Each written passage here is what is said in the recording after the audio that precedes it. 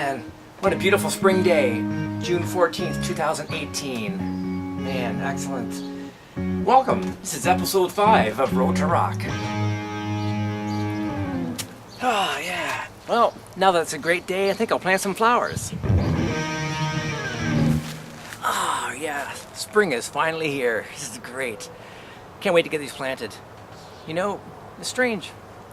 A month ago, I was flying off to Dominican, and that was great. Strange to do that in springtime, but you know what? It was awesome. You get more daylight in spring, so it's much better than going in the winter. Went to La Romana in Dominican. Great resort. So while I'm planting these, I'll let you see a few clips of the trip.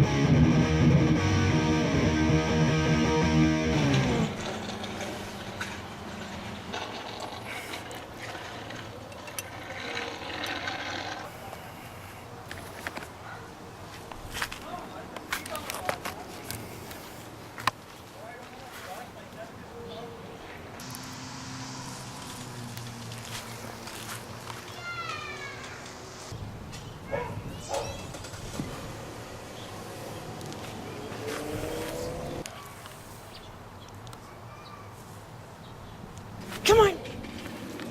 Good girl. Come here. What do you think of that? Meow.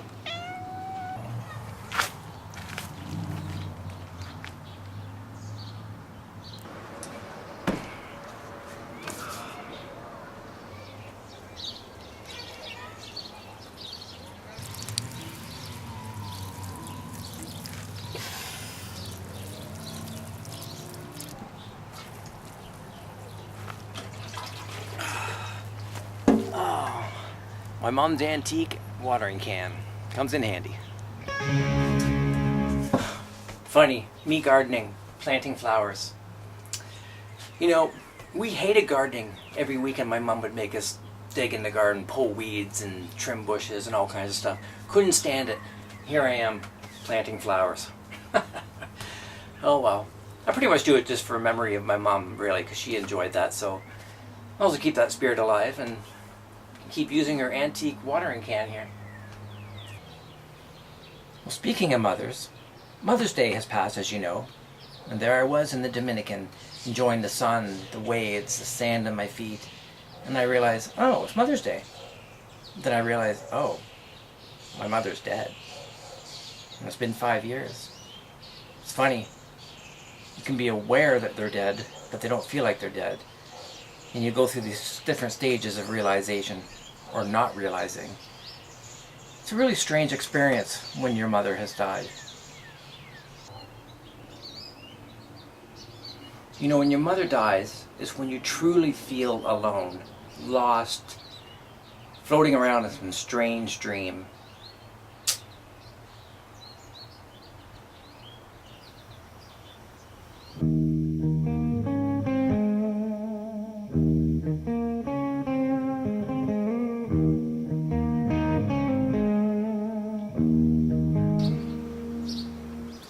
Well, you might be asking yourself, Steve, why do you keep talking about your family? Isn't it supposed to be the road to rock, not the road to boredom? Well, if you watched episode 1, you'd know why. My last name is Burk. The musical project I'm creating is going to be called Burk, my last name. So it makes sense to give you some background on the family name, and also your upbringing and all the experiences you had when you're young influence you into being a musician or whatever you want to be in life. And in my case, a musician. So all these things molded me into that person and led me to the road to rock. So it makes sense. Plus it's my show and I'll talk about what I want. Well, since I just planted some flowers in memory of my mom, I'll talk about her for a bit. So who was my mother? I'm still trying to figure that one out.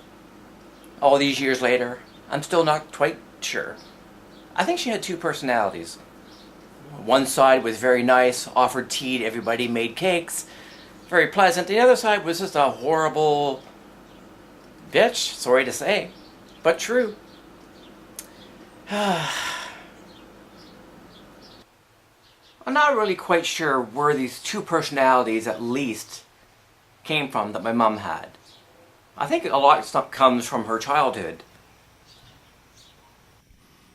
My mom's mom was Edna Adelaide Spear.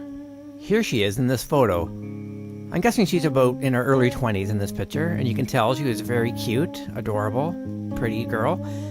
A very eccentric style, as you can see, and that's no surprise, for she was an artist, a painter, and she loved photography, much like myself. I'm sure I get a lot of that from her. My mom had many of our grandmother's paintings around the house, but the best one I think that she ever did was the duplication of a famous painting called After the Bath.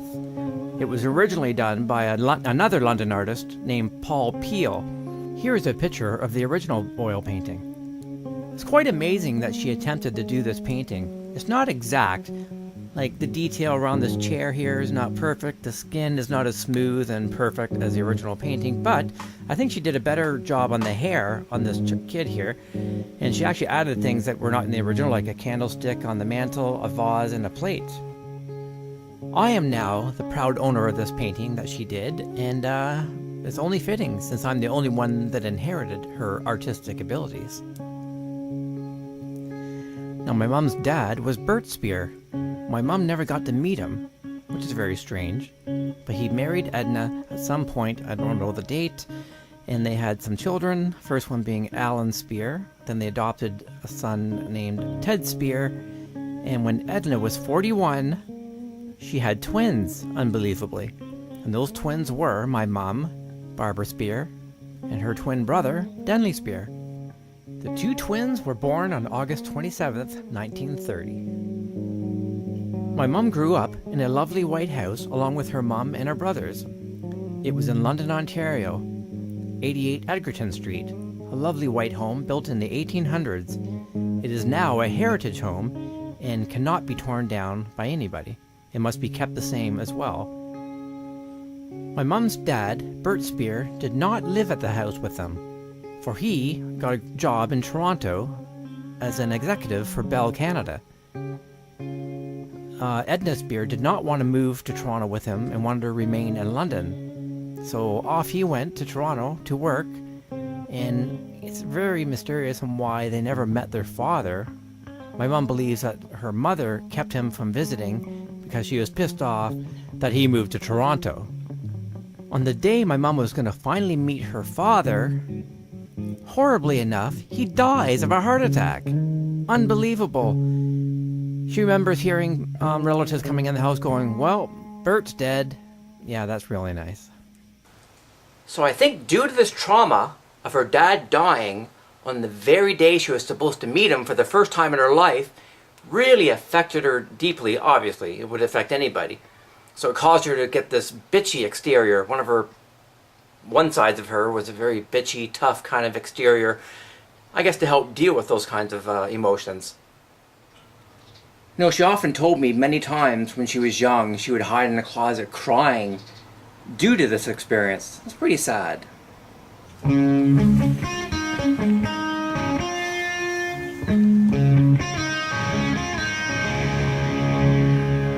Well, it's that time of year again when the lilies come to bloom, and it's always nice to see, but it's also a sad reminder that my mom has died, since she died on July 11th, 2013, and lilies were blooming at that time, so unfortunately that's what I think of when I see them. When she was cremated, I gave her a bouquet of flowers. It's the least I could do. And here's a replica that I keep on a memorial display in the house.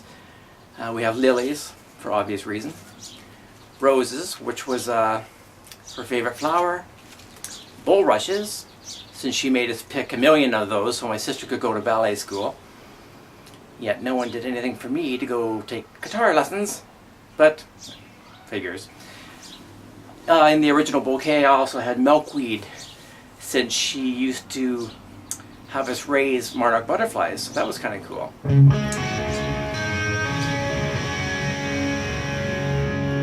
Here's a picture of my mother when she was a teenager or in her early 20s at the very most. You know, she always complained about her mother taking pictures of her, making her pose, and putting curls in her hair. This might be one of those pictures.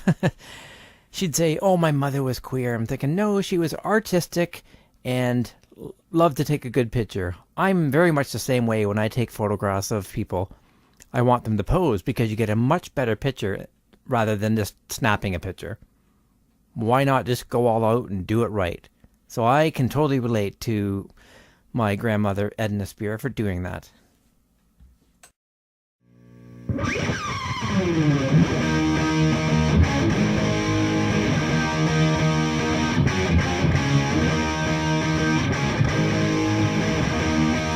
After talking about my grandmother's painting, I thought I'd go revisit stuff I did in high school. Pretty funny.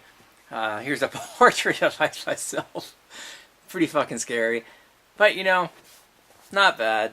But what else do I got in here? This is my art folder. Of course, had the Van Halen logo on there. Yeah, let's see what we have. Some painting of a pot.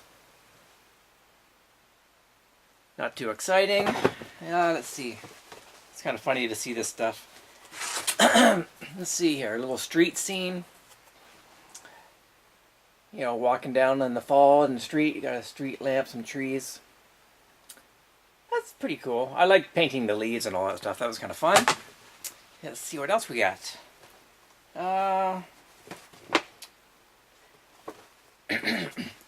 This was a fun one I did. Some rock star stuff I did. This is all done in acrylic. Yeah, so this painting was really fun to do. We got, let's see what we have here. We have, I think his name is Brian from April Wine. I love painting the lights. These were copied from photographs that I took from these concerts. So we have Angus Young rocking out there. That was the Back in Black tour. We have Rick Emmett from Triumph. And let's see here, another picture of Rick Emmett. And we have Ted Nugent. Yeah, so this is a really fun piece that I did. That was a lot of fun.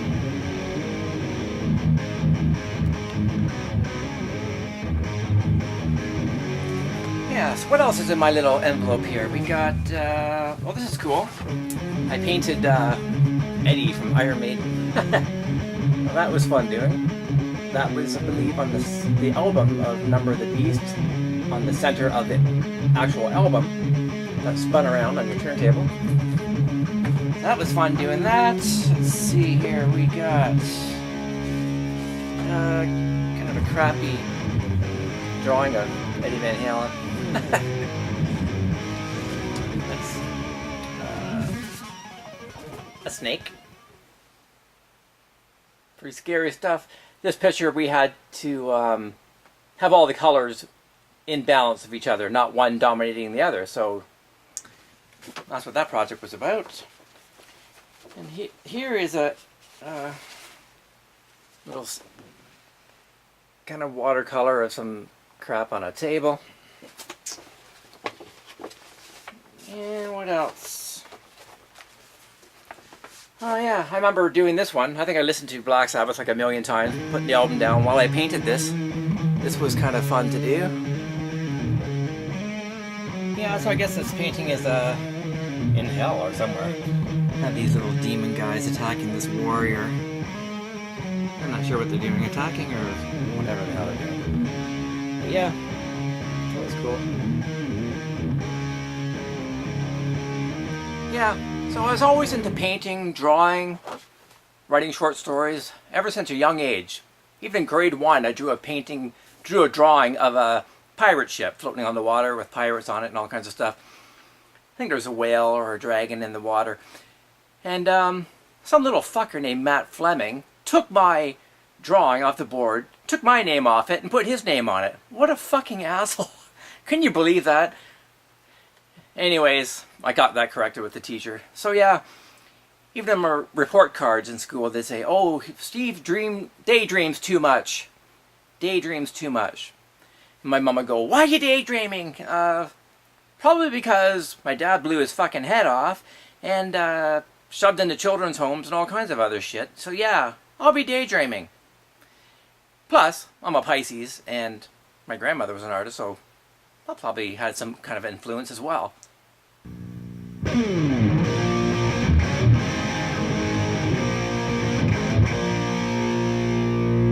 Now you might be saying to yourself, come on Steve, all mothers can be bitchy. True. That's understandable. But with my mom, it was excessive. Beyond normal. To give you a few examples, when we were kids, every weekend she'd be outside screaming to the top of her lungs, making us garden, cut the lawn, weed the gardens, all kinds of stuff. You know, sure, get your kids to help, but I'm telling you, screaming at the top of her lungs. Vocally, it was quite impressive. But you're like, wow, how'd she do that? Then you're like, wow, why is she doing that? What the fuck? And all the neighbors, it was a big joke in the neighborhood. They even said, oh, your mom must inject gasoline because she's fucking crazy. Another example is at my grade 8 graduation. Everything was fine. Everyone's happy, smiling. Then there's a graduation dance. So there I am, dancing with a girl. And what does my mom do? She comes into the auditorium screaming at the top of her fucking lungs, going, Steve, get home right now! Steven! So fucking humiliating. Why would a parent ever do that to their fucking kid? I have no idea. Even when I'd go visit my friend on the weekend, my mom would call up, screaming at the top of her lungs, to his mother, going, tell Steven to get home right now! And that's a horrible example of it. I can't even imitate it, because this is so fucking psychotic. It was so bad that even my friend's mother would go, is your mother still a bitch? Like, isn't that nice? Like, why would you do that to your own kid? It's just unbelievable. Absolutely embarrassing. I remember being a kid and after school, and right before your mom gets home, it's like, oh my god, which mother's going to come to the door? The raging bitch or the nice mother? You always felt stressed out. You should not feel stressed out when your mother's coming home. Anyways, I remember the first time she called all us kids bastards. That was a shocker. Bastards? Yeah, that's really nice, calling your kids bastards. I remember thinking, wow. You know, at this point, it's not even just being bitchy, it's mental abuse. It really was. I remember being young and having a bath with my sister. We shared the bath water. Pretty young kids. And we thought it was funny goofing around. I was sitting there punching her in the butt, right, with my hands going, because she'd tighten her buttocks and loosen it. And I thought it was hilarious, right? Go, do it again, do it again. Very innocent. That's fun. And my mom comes up and sees me doing this. And I was like, I'm thinking, who cares? And she's like, oh, you sick bastard. You're sick. And I'm thinking, sick? I'm not fucking sick. We're just innocent kids having fun. That is not being sick. What a horrible thing to say to a young kid. I remember another time, she'd walk around naked when we were young, and I laugh now. And I remember laughing at her. I was going down the stairs and I saw her coming down the hall naked. And I'm sure you're going to laugh, because it's funny to see someone naked, right? And what does she say? She goes, What's the matter with you? You haven't seen a naked body before? Why the fuck would I ever see a naked body before? Especially an adult. So she was offended because I'm laughing? Use your fucking brain, it's funny. So I think that was the last time she ever walked around naked. You know, the more I think of that, that's really fucked up to say to a kid. What's the matter? You haven't seen a naked body before? Like, come on. Really? Yeah, so she was beyond bitchy, mentally abusive, for sure. She hounded my oldest brother, Shannon, all the time. Shannon, Shannon, Shannon. Here I am with long hair, even in our older years. I have long hair. A hell of a lot longer than this. And his hair was just short. And she'd nag at him going, you gotta cut your hair, you gotta cut your hair. But here I am walking around with super long hair and says fucking nothing. That's not very good. See, my mom had a lot of issues with her twin brother, Denley. She didn't like him. You know, I can see why at one point when he tried to fuck her over with our Uncle Bill's will, he mistakenly put Barbara Spear instead of Barbara Burk, and so he tried to take advantage of that. And so yeah, that would piss her off, understandably. But years later after that, I would ask her, what is your problem with Uncle Denley? She never mentioned that, oddly enough. It was always, oh, my mother made me do his homework. Or she'd say, oh, he would take off and chase girls and hang out at the pool hall. And I go, well, how old was he? 15, she says. I go, well, fucking of course he's going to want to chase girls at age 15. I go, would you want him to be a fag? Like, what the hell's wrong with that? Nothing. Funny, she'd always say, oh, Denley, all he would ever do is scream at his kids. Hello? That's all she ever did to us. Why is she criticizing him for that? Holy crap. You know, I really don't understand. I think she was jealous of him, perhaps. I think the mother maybe favored him more. And I asked my Aunt Barb about that, and she said that Uncle Denley thought that the mother favored my mum more. So they were both jealous of each other. You know, my mum would always say, oh, you're just like Denley, you're just like Denley, her brother. And so that was mental abuse again, because all I ever heard was, oh, Denley this, Denley that, oh, he's so hateful. And he was a painter too, and she'd always criticize his artwork, going, oh, look at his brush strokes, they're so hateful, and like, really? Yep, so more mental abuse again, on and on how she hated Denley, yet she says to me, oh, you're just like Denley. How's that going to make me feel? Real fucking nice. Unbelievable. She had a nice side to her, then this hateful, angry side. And it was pretty deep sometimes. Sometimes I'd be playing, one time I was playing the guitar. I was like 16, I don't know what it was. Just sitting there playing guitar. And I turn around, there's my mom staring at me with this look of hate in her face. Not saying a word. And I'm like, the fuck is that look for? On a few other occasions I saw that too. And that's really strange to see your mother looking like that. I remember being at a children's home. I'm 5 years old. It was kindergarten. The first time we went into a children's home. Then my mom shows up to pick up my brother to take him to a different school. I don't even know how he got to get out of the children's home, and we had to still stay in there. It's still beyond me. So here I am, a young 5-year-old kid, sees his mother. I instantly walk up to her and hug her, which I always did. I was a very needy kid that way. So I'm hugging her, and she doesn't even hug me back. Doesn't hug her own son. And I remember it vividly. I'm 5 years old. I remember vividly walking down the lawn, hugging her. I didn't get a hug back. And I just stood back and looked at her like, what's going on here? I don't remember crying about it, but I just remember being really shocked. Like, what is that all about? I have a feeling that it's very possible that it was my fault that we were put into the children's home to begin with.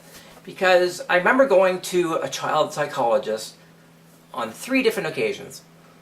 And while I'm going there, my mom's coaching me saying, now when they ask you how your dad died, tell them it was a car accident. Why would she tell me to lie to a child psychologist? That's very strange. Like, obviously they would have record of how my dad actually died, so why ask me? I don't get it. So I remember the first time they try to make you relax and you play snakes and ladders, I believe it was. Just to loosen you up, right? Make you talk. And then they'd say, how did your dad die? And I'd say, car accident. That would be the end of it.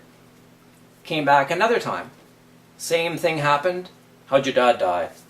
Car accident. And then amazingly, they had me come back a third time and asking the same question. And I remember my mom always coaching me, now tell them it was a car accident. It's very suspicious. So anyways, I got fed up with them asking me, like I'm 5 years old. And I said, oh, for crying out loud. I didn't say that, but in my mind. I'm like, oh, he shot himself. And the counselor goes, why did you tell us he got hit by a car or in a car accident? I said, well, my mom told me to say that. So I probably fucked things up for her by saying that, but too damn bad. That was the truth. So she probably maybe gotten shit for making me lie, or maybe they thought it was child abuse for making me do that. Who knows? So she may have had resentment towards me for all these years because I probably fucked things up with insurance companies or whatever was going on, but something very suspicious about that whole thing. So it's very possible, and that's why we were put into a children's home that one night. Who knows? So her personalities were all over the place. As I said, the mean bitchy side, the nice side. Two personalities for sure. And I remember her reading this book all the time called Sybil. It was about a girl with multiple personalities. Odd she'd be reading that, right? And she was so extreme that I remember saying to her when she was bitching at me, going, you're reading too many of those Sybil books. And she got so mad. She's like, you bastard. But you know what? It's true. Fuck, what else are you going to say? You know, all we ever heard throughout her life, oh, your dad was schizophrenic. That's what she'd always say. Bullshit. You cannot be schizophrenic being a functioning doctor and a surgeon, etc. I think she was just deflecting her own mental issues onto him, and for whatever reason, I don't know. But that's really quite horrible to do that. So I'd ask her, why do you think he was schizophrenic? And she would say, oh, he'd walk into the house with his eyes glazed and not say nothing. I'm like, he was fucking high. It's the 60s. He's a doctor. They have access to drugs. And of course, he's going to have glazed eyes, probably smoked a fucking joint. So I go, no, he was high. It was the 60s. So obvious. I go, give me another example. And she goes, oh, he's walking down the hospital halls going, wee, I'm flying. I go, yeah, isn't it obvious? He's probably on fucking acid or something. All the doctors did acid before the hippies did. It was a mind-expanding drug, makes them smarter. So they took that shit before the hippies did. So most likely, he was high on something. So no, he wasn't schizophrenic. He was just experimenting on with drugs. Man, how she couldn't clue into that, I have no idea.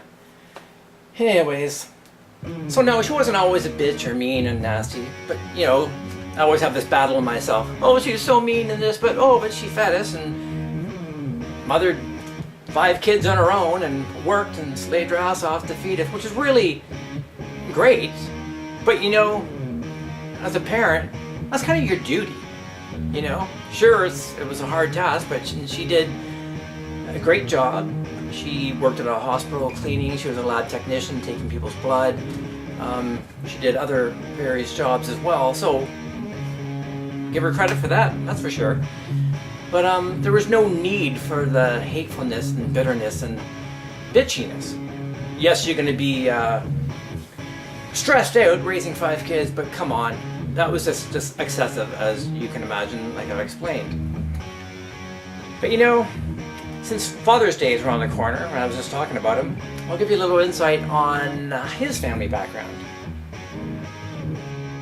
So my dad, Dr. Larry Addison Burk, getting the name Addison from his grandfather from his father's side, was born in Sarnia, Ontario, Canada, May 1st, 1935. Here's a picture of my dad from 1952 at age 17. As you can see, I get a lot of my looks from him. Very interesting, especially when he was a teenager. We're actually the same height as well. So here's my dad's parents. His father was Cornelius Burk, nicknamed Corky, and his mother was Lillian Burk. Here they are holding my oldest brother or sister, not too sure which one, but that's what's going on here. So Corky and Lillian had two sons, Neil and my dad, Larry. Here's my dad, Larry, and his brother Neil with their grandfather at a very young age of 5 or 4. Here's me in the top left, and wow, my dad and I looked a lot alike when young.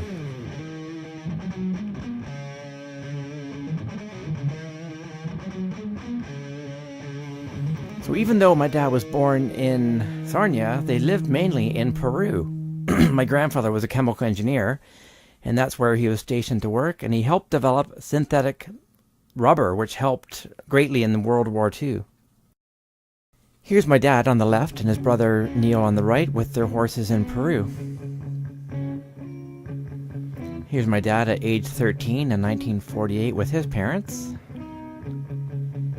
My dad with some early girlfriends of his.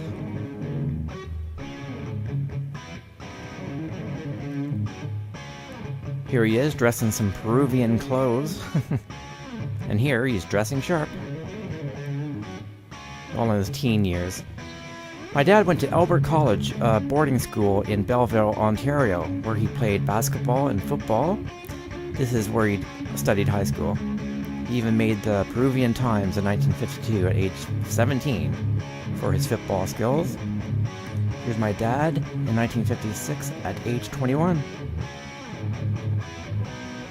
Here's my grandfather, my mom, and my dad. So my parents met while working at the same hospital, St. Joseph's, in London, Ontario, Canada. So my parents got married on June 6, 1959 in London, Ontario. Here's their wedding photo. My mom's mom is on her right, and my dad's parents are on his left. So my dad studied to be a doctor at Western University in London, Ontario, Canada. And here's his grad photo, and he graduated with honors.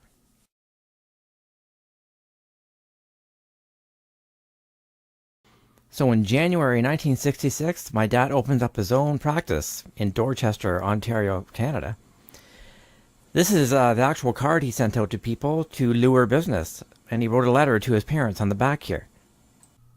So the letter reads, "Dear Mother and Dad, started today with 1 house call and 14 patients in the office. I was so busy getting the office organized that I didn't find time to drive down, but I will one of these weekends. The kids are fine and still playing with their things from the second Christmas. See you soon. Love, Larry." January 24th, 1966. In this photo, my dad is standing beside his mother, and she's holding my oldest brother Shannon or my sister Susan at their house in Kitchener, Ontario. Here, in 1960, my dad is sitting on the couch beside his father, holding my brother Shannon, and his original name was actually Larry, named after my dad, but my mom changed his name to Shannon because she likes Irish names and thought it'd be easier on him since my dad died, but actually made his life worse because that's a girl's name to most people.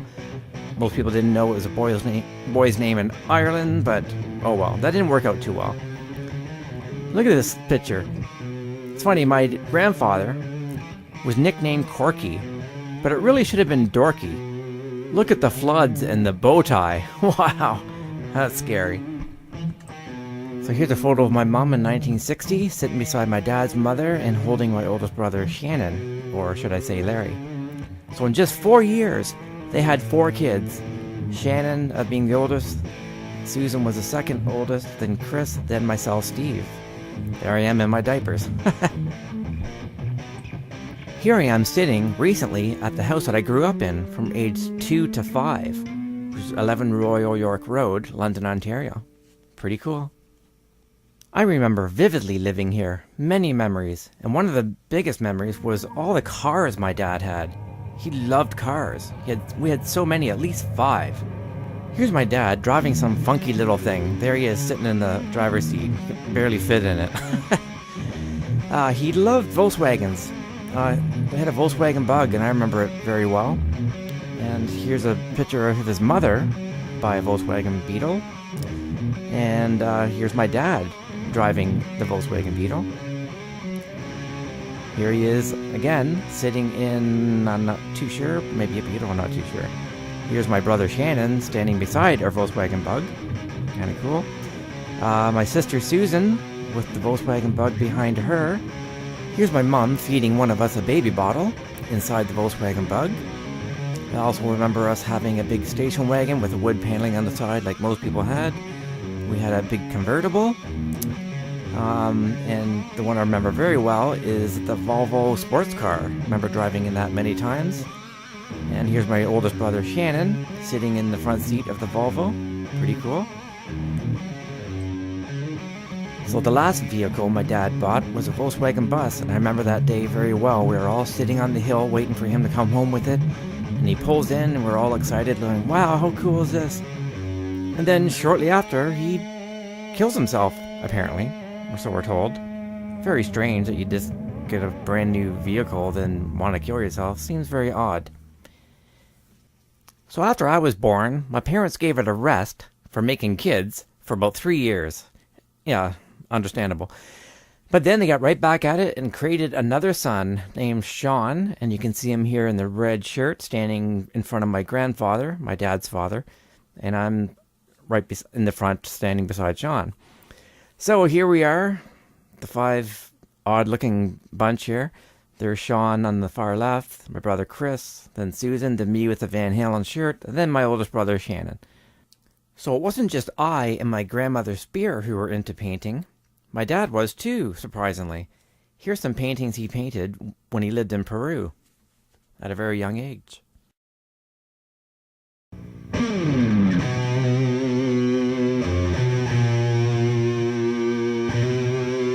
So on October 10th, 1968, at only age 33, he was found mysteriously dead in his Volkswagen bus in Ippawash, Ontario, Canada.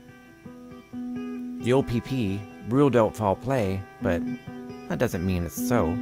But they just found no evidence of foul play. Here are the newspaper clippings, and you can just press pause to read them if you care. Here's the actual pamphlet from his funeral.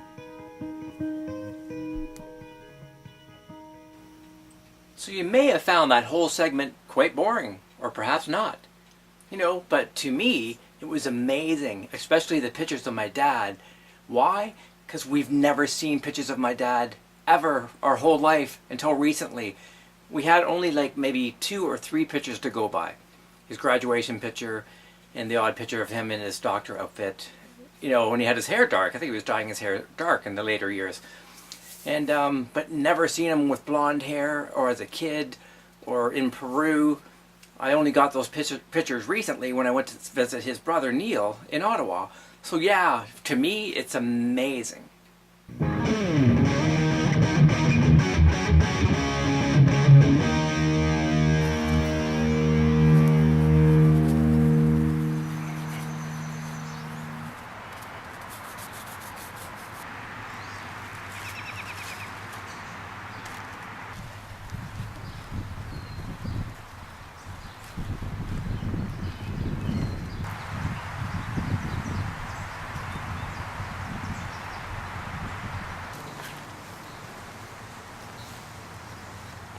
Ah, there. Well, it's Father's Day, and I thought I'd come to my dad's grave here in London, Ontario, and clean up the gravestone, put some new flowers here. Yes, they're fake, but you can't put real ones here because the deer in this graveyard love to eat all the flowers. So, had to put some fake ones in here. Got this flower pot, put some butterflies in, because my mom used to raise butterflies with us when we were kids, so it seems fitting.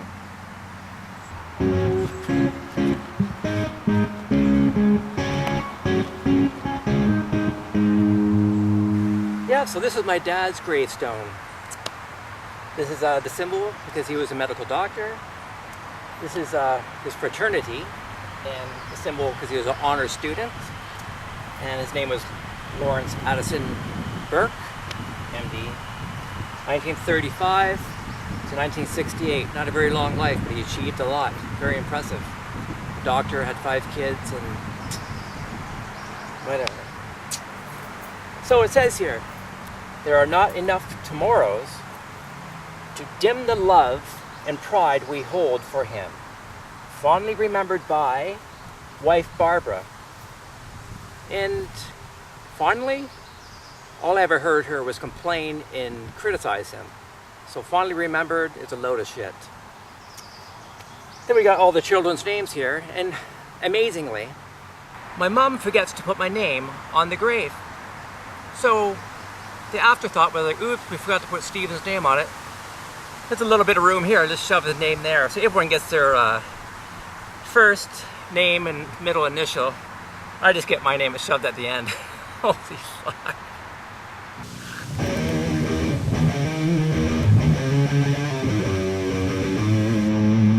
So it's June 2018. My mother died in 2013, July. Almost 5 years, and still hasn't been laid to rest. Her engravings were supposed to be put on the back of this gravestone of my dad's gravestone. And my brother Shannon, the oldest brother, had the $2,000 remaining from the estate left in his account to do just that. But no, what does he do? He spends it. He spends the money that was supposed to pay for the engraving on the back of this gravestone. So much for that. And it's really pathetic that her remains have not been laid to rest. It's been 5 years now, and it's just unbelievable. So my mom's remains are still in Toronto at my younger brother's house, Sean, which is fine. I can understand that. But the longer you wait to lay her remains to rest, the greater the chance of something happening to those remains, like a fire, a burglary, anything.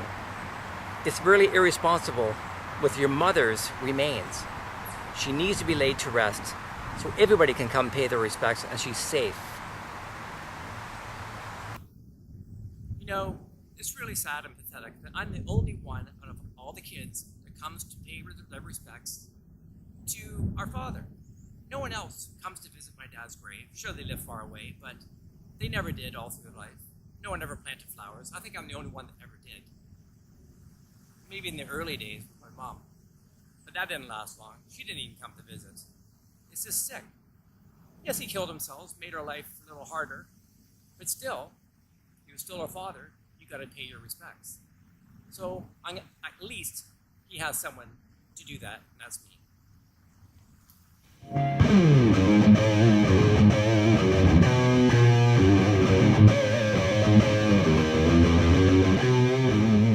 Well, here's an interesting story for you. The first time I ever planted flowers at my dad's grave was around 2007. And oddly enough at the time, I knew a girl named Anne who introduced me to something called divining rods. Now, these divining rods are used usually to find water underground, minerals. Some people use it for spirit searching. And it's just simply like this, a wire that looks just like that, made out of coat hangers. Yeah, so you just need 2 coat hangers and some wire snips. Now, Anne's stepfather used to work at a graveyard, and before they dug up graves, they would use divining rods to detect graves underground before they dug, so they didn't disrupt a body. So we thought, hey, let's go to the graveyard and try it out. So first, we needed divining rods, so we got 2 coat hangers and cut in the locations as you see in this picture. Then, with needle nose pliers, we bend one arm shorter than the other. So now, ta-da, you got 2 L-shaped rods. It looks just like this. You'll be holding the shorter end of the rod in your hand. So make sure they can swing freely, and the long part of the arm pointing down slightly from horizontal. And off you go. So, off to the graveyard we went, and walked along like so, with the rods pointing out straight forward, crossed over a grave, and sure enough, the rods crossed as we walked over the grave. And crossing for this kid here in this picture. And here I am doing just that. It was interesting. I was so amazed by this, I asked the people at the graveyard, why are these rods crossing over graves? They suggested that perhaps there's water in the grave area. So that made sense. So I went to higher ground, and sure enough, they crossed even at those graves. So now I'm curious. Now I go to the cremated area where there's cremated bodies, and they were crossing even there. So there's no way there's enough water there. So now I'm really interested in thinking that, okay, perhaps there's more to this than just water. So now I'm really curious on why the rods would cross over the cremated bodies as well. Can't be just water now, can it? So I take the rods home and get my dog's ashes, take them from where they were and put them on a coffee table. I hold the rods over top of them thinking, yes, it's going to work for sure. But no, it didn't. So I was kind of pissed off, kind of disappointed. Yeah, so that was disappointing. So I proceeded to walk around the house, and not much reaction with the rods at all. I'm still just thinking that it's hydro lines, plumbing, whatever. That was amazing to me enough. That would cause these rods to move. But at one point I held the rods over top of a girlfriend's legs at the time, and they crossed. And she kind of freaked out, and I go, what? What's going on? And she goes, well, I called the dogs to sit on my lap. And I'm like, yeah, whatever. Okay. And then the rods went, both turning to the right, to the end of the couch. Then she really kind of freaks out, and I go, what'd you do now? She goes, oh, I told the dogs to go to the end of the couch. Is she lying? Possibly. Possibly not. I have no idea. But one thing that did happen that night is that we both heard scratching at the basement door. My dog, Megan, now my dog has died for a few years now. That's the ashes that were in the urns.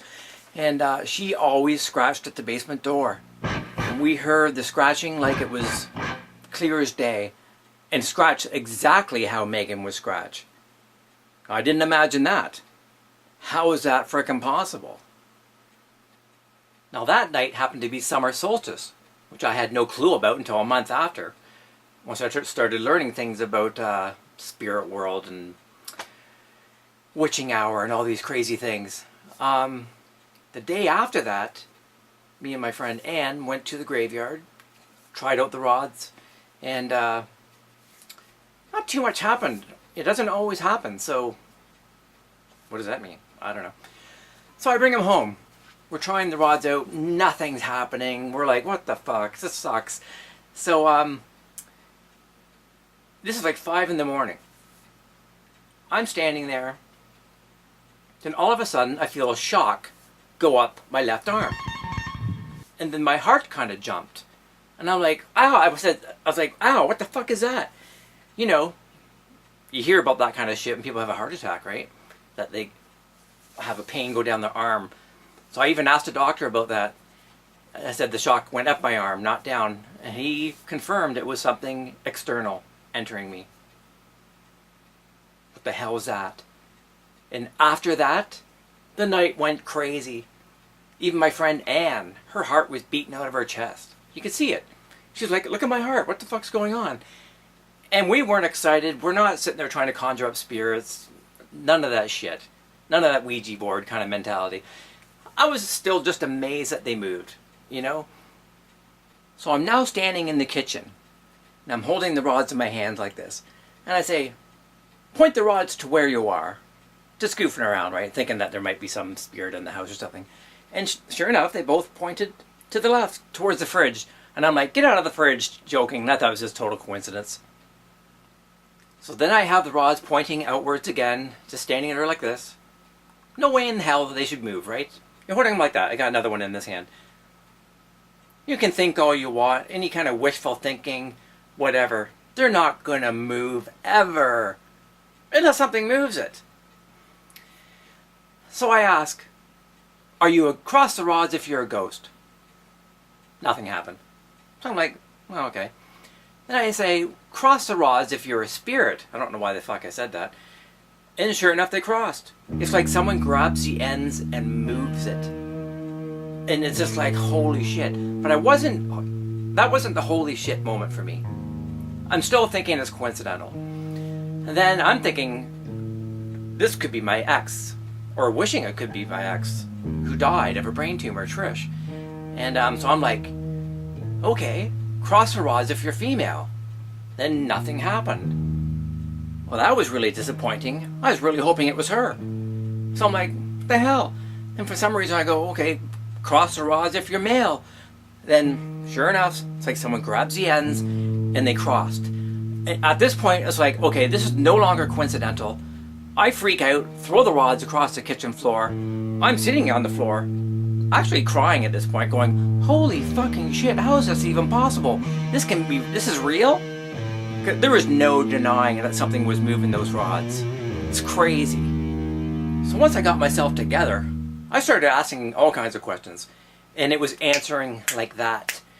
And I made it not easy. It wasn't just saying cross the rods. It was like, move the right one to the right, move the left one to the left, open both rods up. Like all these intricate patterns, and it did it. Can you do that by wishful thinking? No, you can't.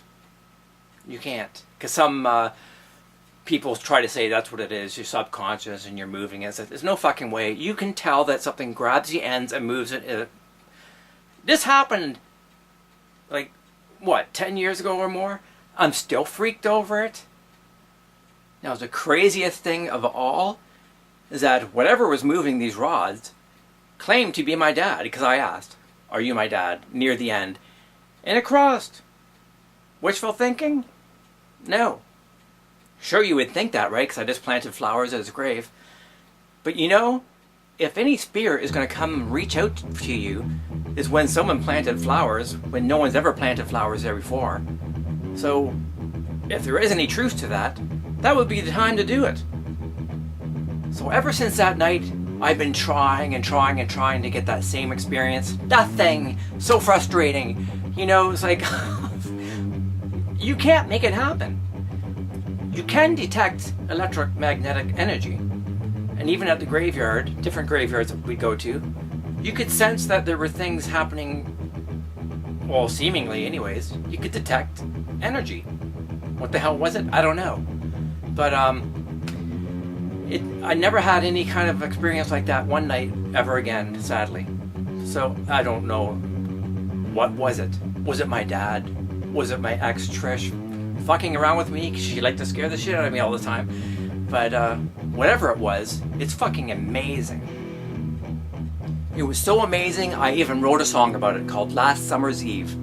Check it out.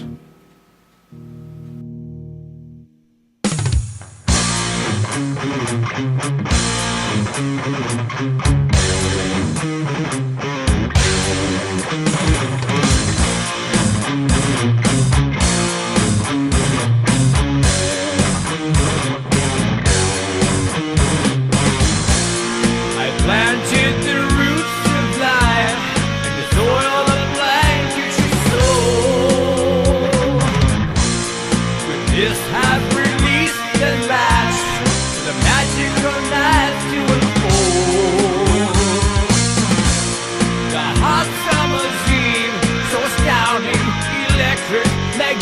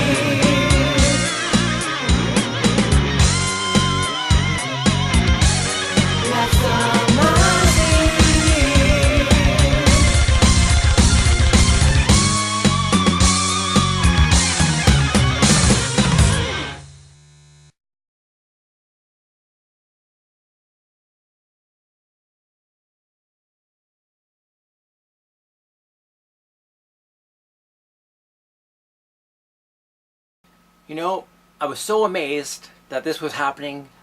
I wanted to really investigate to see if it was just that particular graveyard that was influencing it or different ones. So I went to different ones. And sometimes you get no reaction at all. You go back, then you get a reaction. What does that mean? I don't know. But one graveyard in London, it was a Jewish graveyard on Oxford Street in Wonderland. And we just followed the magnetic energy, and it led me up a hill. I see a mound of dirt. I see what I pretty much think is a stick sticking out of the dirt, but I joked to my friend Anne going, "Hey, a bone sticking out of the dirt. Come and take a look."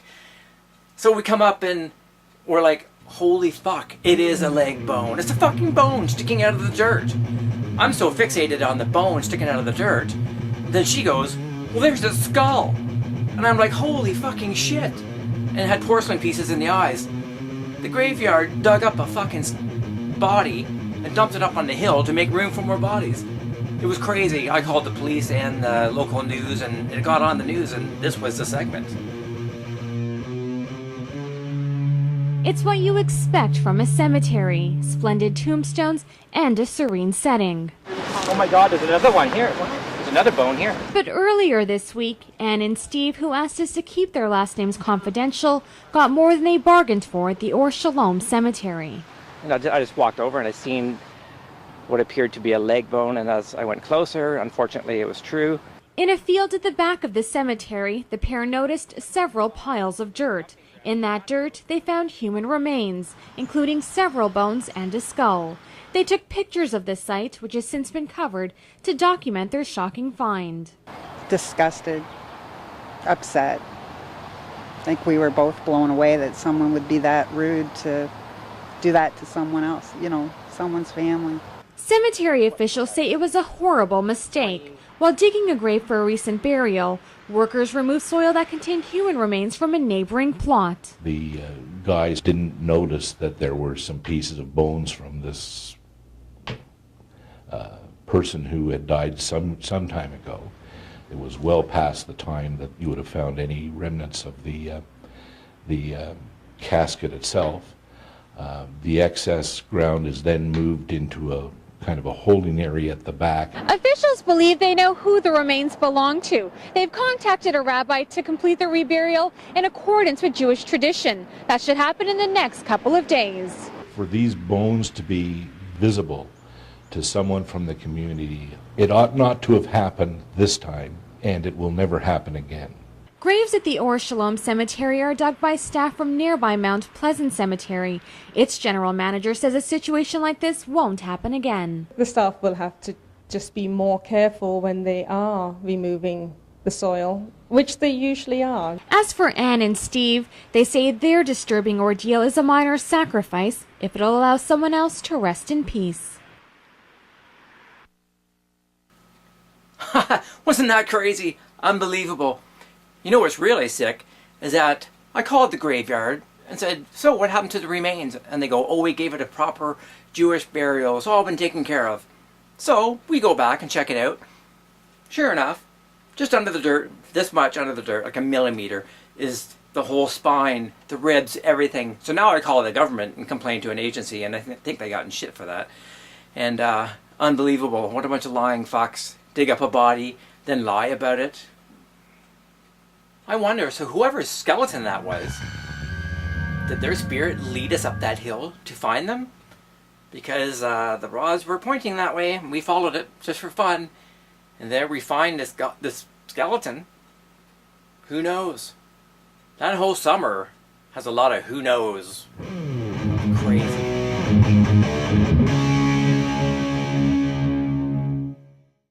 So after that spirit encounter that claimed to be my dad in the kitchen at my mom's house, I was so freaked out, I had to tell her. Now, I never in a million years would have told her this in fear of her thinking I was absolutely insane or on drugs or something. But it happened, so I told her, and I was equally shocked by her response. She didn't go crazy and say, "Oh, you're nuts," or "you're on drugs." Her response was amazing. She says, "Oh, I wouldn't mess around with that." Does she know something that I didn't? So then on a later day, she told me about an experience she had in the house. She said that she felt a hand on her right shoulder, with the heavy weight of an actual hand on her shoulder, and she turned around and said, "Who's that?" Sure to see someone there, but nobody was there. She was totally freaked. She never told anyone in fear of people thinking that she was crazy, oddly enough. So I asked her, where did this happen in the house? And she said, in the kitchen, underneath the light. And I was totally freaked because that's exactly where I had the spirit encounter that claimed to be my dad in the house. What on earth is going on?